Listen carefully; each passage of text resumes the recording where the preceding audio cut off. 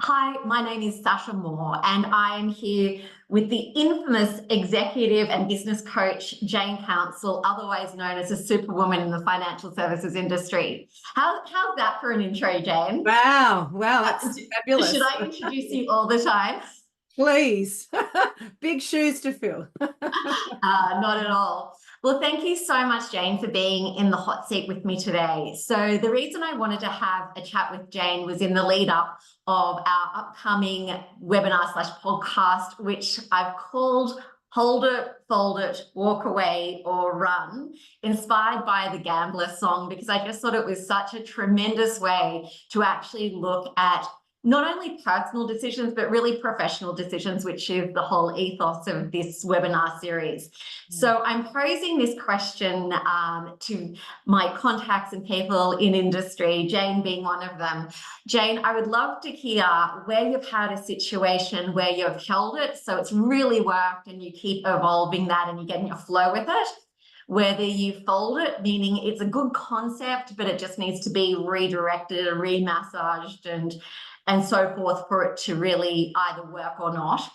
Whether you've walked away from something, so once you've folded it a few times or other, when's the point you exit, or alternatively, when you just run for the hills, those moments in life where you just know intellectually, instinctively, or other, there's no other option than to jump ship quickly. So over to you. Yeah, well, in the spirit of the gambler, my situation was a walk away, kind of almost a run.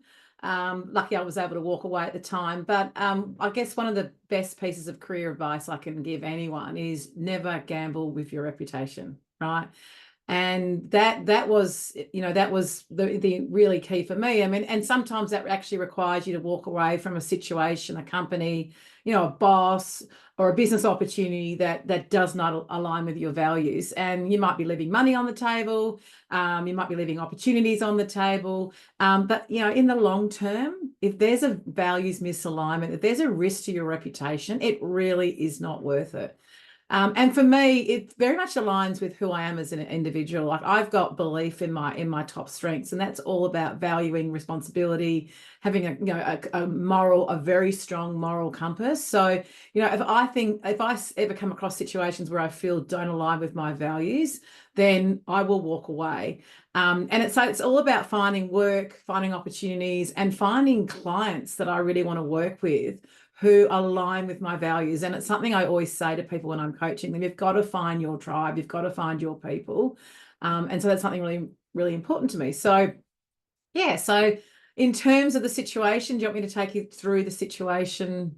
Yeah, just in terms of, I guess, as you were just talking, I want to sort of come back to just identifying your values, and I know that's quite a big topic. But in terms of reconciling your values against the situation and or your instincts, at what point did you decide to walk/run versus stick it out? Because I know a lot of the time, or in my career, a lot of the time I've really felt the pressure just to push through it, even though instinctively and retrospectively I should have walked and or run. So I'm just wondering what flags, what cues you were given, and how you decided that those cues aligned with the values or misaligned with your values enough for you to make that decision. So it was my first corporate gig in an ASX listed company. So this is a publicly listed company, which had not just a moral obligation to tell the truth, it had a legal obligation, it had a financial obligation. And this had built up over a number of months. We're talking over more than 6 months.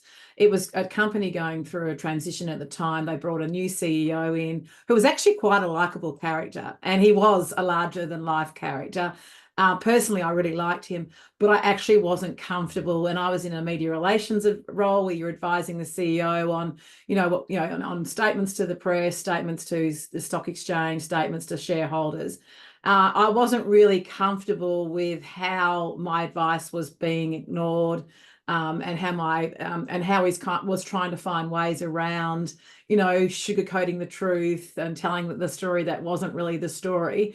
So it was something that built up over time. I obviously tried to you know, fold it in terms of different approaches, different ways of influencing, but instinctively I got to the stage where I just knew that no matter what I said, he wasn't going to listen. He had his own agenda. He had a much bigger agenda that I probably even had visibility of at the time. And he also came from a non-kind of corporate listed background. So think private equity, that sort of background. So that comes with a kind of a different lens, I think, around what's disclosable information and what's not, and even the parameters around that. So there was just a number of red flags for me over a sustained period of time. And as I said, he was a likable personality. So it was a hard decision to make. But I just wasn't comfortable with what I was seeing. And it didn't align with my values, as I said, and it's really important to me. But I also thought that there was not only a reputational risk for the organisation, there was a major reputational risk for me if I was complicit in tolerating that behaviour and trying a number of ways to influence and persuade, but not being successful. So I left. I walked away with a slight run and got the hell out of there. Yeah, and good for you, because it's a really difficult situation to navigate, and particularly I think when you're younger in your career as well, like how much you trust what you're being told versus how much you trust your gut.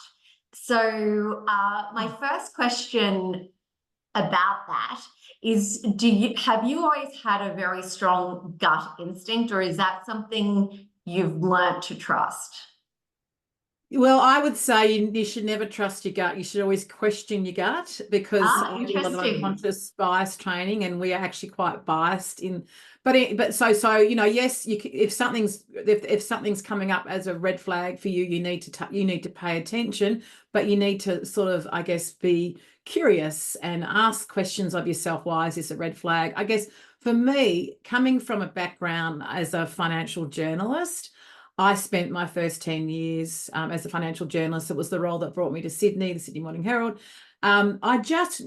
Instinctively, I knew that what I was seeing was dangerous behaviour. What I was seeing was behaviour that at some stage would come back, not just on the organisation, but on my reputation. And as I said, your reputation is everything. Even in a big city like Sydney, everyone knows everyone, right? And you can make or break your reputation in staying in situations that your gut, yes, it will raise a red flag, but you know, question it and think about it. But for me, yes, with all the questioning, with all the could I give the advice differently? Could I do something differently? It kept coming back to nothing's going to change here, and eventually this is all going to catch up with us. And so I had to trust in that moment that I had asked the right questions. I'd done everything I could to try and influence, and then I still made the decision to leave. No, indeed. And I think actually owning that point of when to walk is extraordinarily valuable. And as you say, independently of what you're potentially leaving on the table, rebuilding reputation is a much bigger fish to fry. And you talk about timing. So 6 months after I left, the CEO got sacked by the board. Due to a market downgrade, profit downgrade that the market wasn't expecting and the board wasn't expecting. The company share price had its biggest fall in 20 years, biggest one-day fall in 20 years, and there was a major reputational issue. So I knew that I had made the right decision. I felt incredibly vindicated that I'd made the decision to walk away. And at the time, I was prepared to go without even having a job. But I was lucky enough to get another role, and it actually was, interestingly, the role that brought me into the finance industry in the first place. So kind of serendipitous that we're back here today talking about that. But yeah, timing is everything. And I think you raise a good point. You know, life isn't neat, and it definitely doesn't go to plan. And it's, I guess the point of this webinar is to really very much dissect the different layers of any decision, because nothing is ever really straightforward, and particularly the difficult decisions. So Jane, I know you don't shy away from the difficult decisions, and I love your commitment to authenticity. So thank you so much for your insights, and I look forward to seeing you on the 24th of September. No problem at all. I don't know if you've got any more time, but there were a couple of lessons I was just going to share. Oh, by all means, do not let me cut you short. No, I just thought, well, you can edit this any way you want, but No, I just wanted to I say, like to have it as it is. oh, I just wanted to say that for me, you know, being relatively young, and it was my first corporate gig out of journalism, right? So, wow, you know, it was a really hard decision to make, but you know, the authenticity piece and integrity is so important. And I know that's what a lot of people see in me and they really value in me. And it actually has become, from a branding perspective, like my absolute point of difference. You've also got to recognize too, when you decide to walk away from a role that's not serving you well, that you've got to have satisfaction in your work, and long-term satisfaction is built around feeling valued, feeling heard. And you know, sometimes you need to go and find I talk about in the business sense, but also in the corporate world, you need to go and find an organization that aligns more with your values. And so I made the decision to do that in this role. Professional reputation, so how you handle yourself in the moment, how you leave an organization, and even to your point, Sasha, making the decision to leave, that in itself was a big reputational potential issue for me at the time. But I was lucky in the sense that I found another even more fabulous job to go to. But then on reflection, it kind of made sense to a lot of people in my network why I'd left at the time as well. And the other 2 points I want to make is really the positive, you know, the impacts on your mental health and well-being, and making sure that you're in roles and you're in business situations that make you feel good about yourself. Because, you know, our work is a lot of the time is a big part of our identity, and it's the, you know, we talk about purpose. It's the thing that gets us out of bed. So you want to be feeling good about what you're doing as well. And then the final, I guess, lesson I learned is the importance of making choices that align with your values and align with your authenticity and integrity, and having the courage and confidence to stay true to that, and to not let anyone kind of wave it away from the path. So I guess that they were kind of the lessons that I learned relatively young in my corporate career around that decision. And, you know, it was fascinating to watch all the press and the media and all the balls fall away after I left, and go, well, okay, you know, this could have not happened if people were taking advice from people like me. So I did feel incredibly vindicated, but, you know, felt sad for the organisation and the reputation, because there's a great organisation with lots of really good people.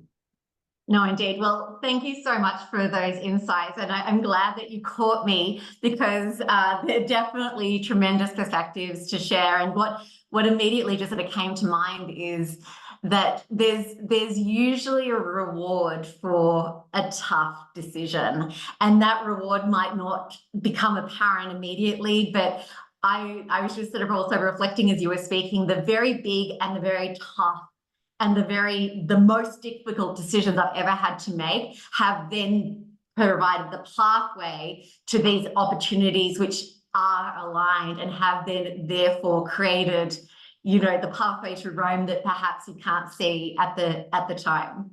People are going to probably think I'm kooky in saying this, but I have if I look back on my career now, you know, I look back to look forward kind of thing.